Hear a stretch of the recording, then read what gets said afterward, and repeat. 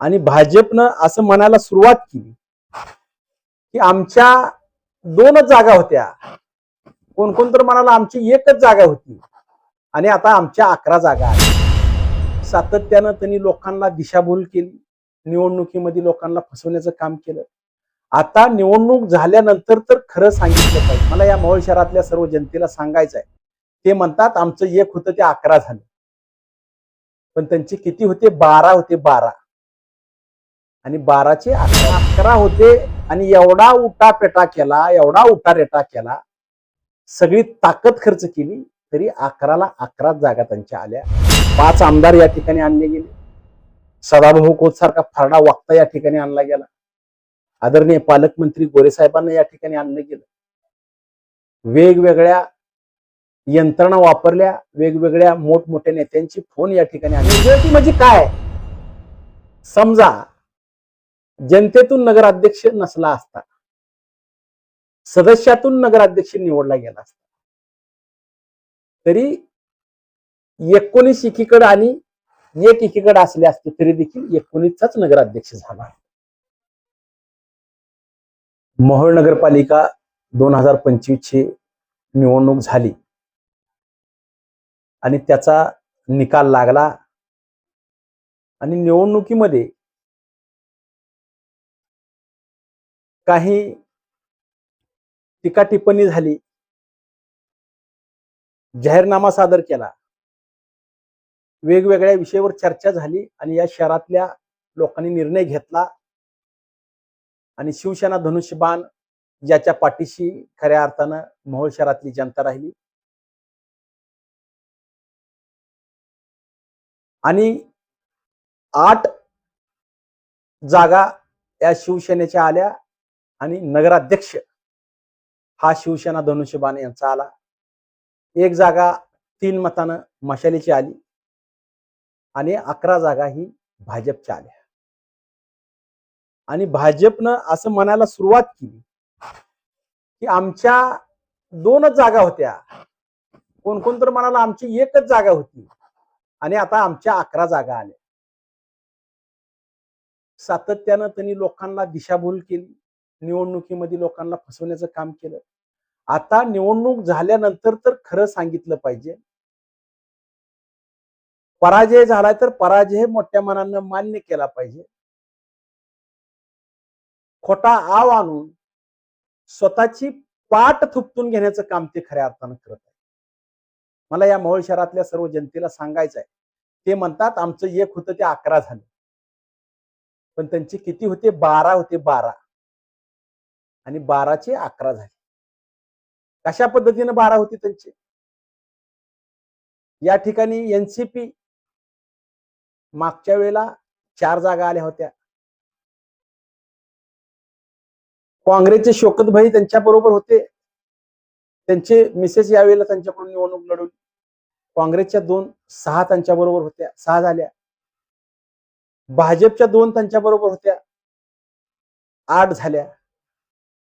माझ्यासोबत जे निवडून आले होते मोहोळ विकास आघाडीमधून ते 2 त्यांच्या बरोबर घेतल्या, 10 झाल्या.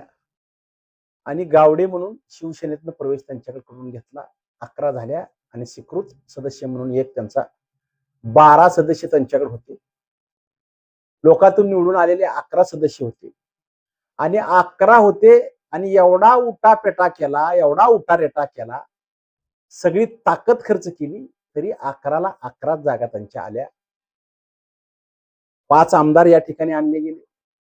सदाभाऊ खोत सारखा फरडा वक्ता या ठिकाणी आणला गेला. आदरणीय पालकमंत्री गोरे साहेबांना या ठिकाणी आणलं गेलं. वेगवेगळ्या यंत्रणा वापरल्या, वेगवेगळ्या मोठमोठ्या नेत्यांची फोन या ठिकाणी आणले गेले आणि भाजप त्यावेळेला 1950 मतं घेतलेली भाजप आणि त्यावेळेचे माजी आमदार राजनजी पाटील यांची 3250 मतं असलेली ही दोघं 1 झाली. शिवसेना त्यावेळेला 3300 मतं होती. मोहोळ विकास आघाडी त्यावेळेला 2850 मतं होती. आणि माझ्या नेतृत्वाखाली जी मोहोळ विकास आघाडी होती तीच माझ्याच नेतृत्वामध्ये शिवसेना धनुष्यबाण झाली.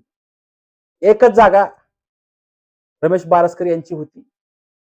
आणि मागील 4 वर्षामध्ये 1 रुपयाचाही निधी प्रशासकाच्या काळामध्ये माजी आमदार आणि विद्यमान आमदारांनी मिळवून दिला नाही. जेवढी ताकद माझ्या विरोधकाला द्यायची त्याच्यापेक्षा जास्त ताकद त्यांनी त्या ठिकाणी विरोधकांना दिली आणि रमेश बारसकर पराजय झाला पाहिजे असं वाटलं. पण एकटा रमेश बारसकर असल्याला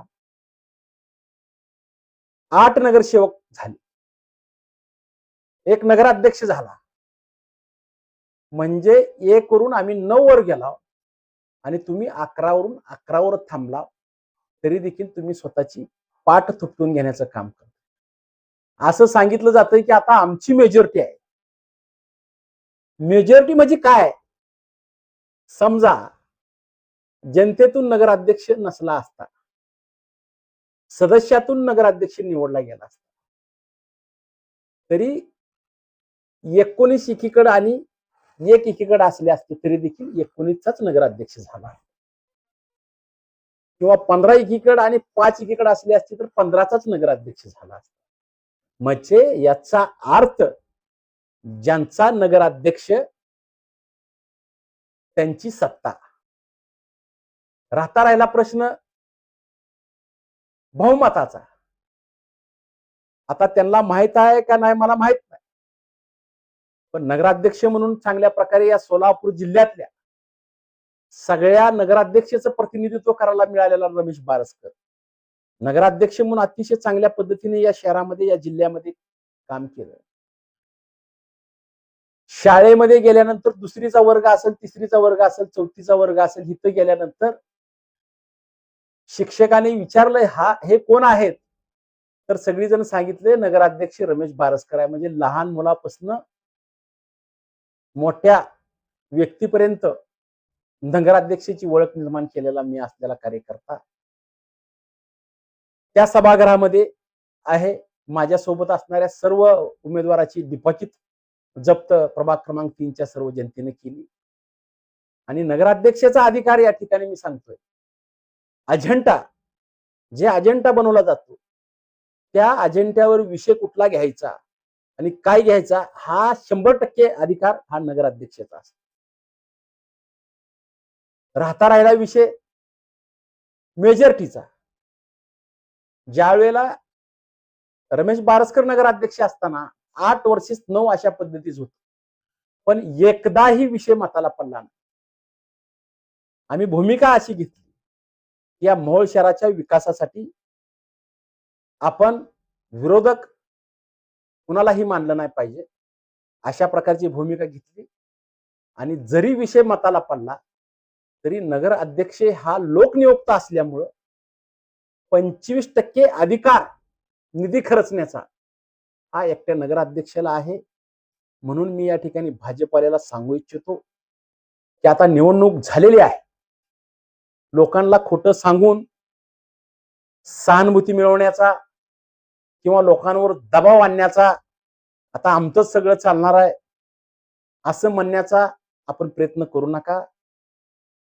निवडणुकीमध्ये तुम्ही आमच्यावर काय बोलला असेल, आम्ही तुमच्यावर काय बोललो असेल, हे युद्धामध्ये आणि प्रेमामध्ये सगळं माप असते. आता युद्ध आपलं संपलेलं आहे, त्यामुळं आपण मोहोळ शहराच्या विकासाबद्दल बोललं, मोहोळ शहराच्या विकासाच्यासाठी निधी आणण्यासाठी बोललं तर हे संयुक्त राहील.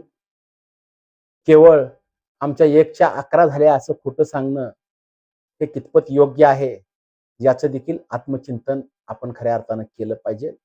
आणि जे आम्ही या मोहोळ शहरासाठी सांगितलेलं आहे, या मोहोळ शहराच्या मुख्य रस्त्याचा प्रश्न असेल, या मोहोळ शहराच्या पाण्याचा प्रश्न असेल, उपजिल्हा रुग्णालयाचा प्रश्न असेल, क्रीडा संकुलनाचा प्रश्न असेल, अशा अनेक प्रश्नावर या ठिकाणी आम्ही राज्याचे उपमुख्यमंत्री अजितदादा यांच्याशी भेटलो.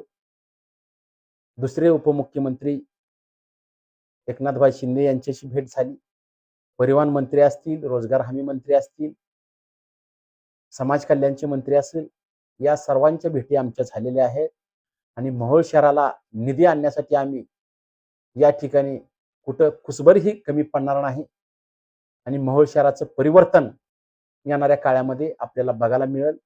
मोहोळ शहराच्या पाण्याचा प्रश्न आहे, हा प्रश्न देखील आम्ही लवकरच या ठिकाणी सोडवणार आहे. आणि जोपर्यंत या मोहोळ शहराच्या पाण्याचा प्रश्न सुटत नाही तोपर्यंत स्वतः फेटा बांधून घेणार नाही, अशा प्रकारचं या ठिकाणी मी पण केलेला आहे.